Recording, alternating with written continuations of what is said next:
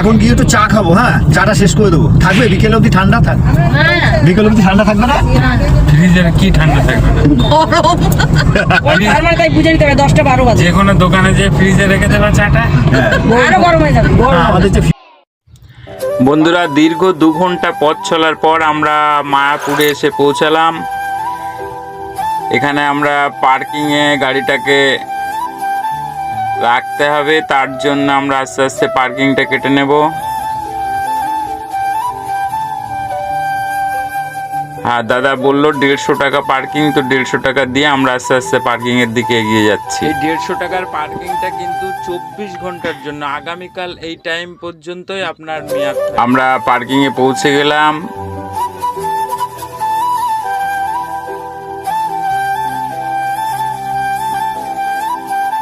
Parking এ গাড়িটাকে আমরা park করব,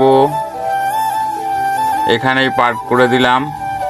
বেরিয়ে দেখলাম মন্দিরের চূড়াটা খুব সুন্দর লাগছে দেখতে। এই পার্কিংয়ে আমরা গাড়িটা রেখেছি।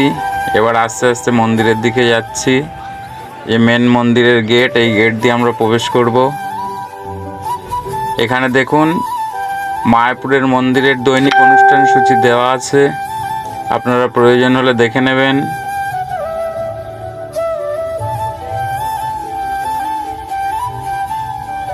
পাশেই দেখবেন ইনকোয়ারি বুথ আছে, এখান থেকে আপনারা ভোগের টিকিটটা একেবারে সংগ্রহ করে নেবেন, তাহলে পরে কি কোনো তাড়াহুড়ো থাকে না। খুব সুন্দর লাগছে, প্রচুর দর্শনার্থী এখানে হাজির হয়েছে।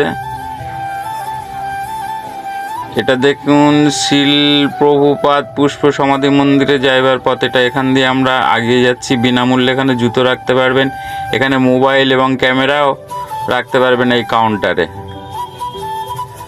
এটা দেখুন খুব সুন্দর লাগছে দেখতে। এটা সেই পদ্ম মন্দির।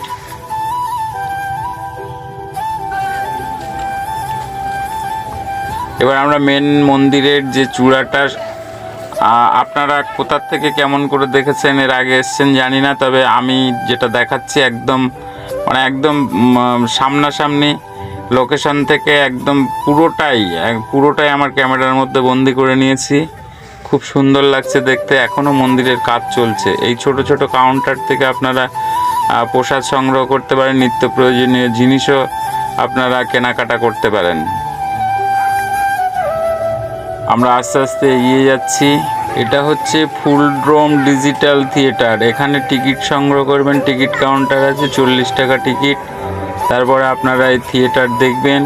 এই থিয়েটার কোনো অন্য থিয়েটার নয়, এটা ঠাকুর দেবতাদেরই জীবন কাহিনী দেখানোর থিয়েটার।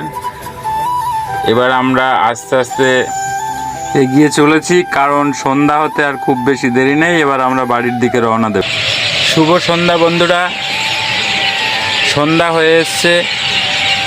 পাখির কলরব নিশ্চয়ই আপনারা শুনতে পাচ্ছেন। আমরা এবার বাড়ির দিকে রওনা দেব।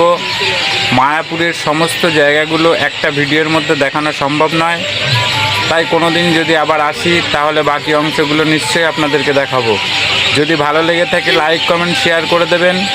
আপনারা সুস্থ থাকবেন, ভালো থাকবেন। ধন্যবাদ।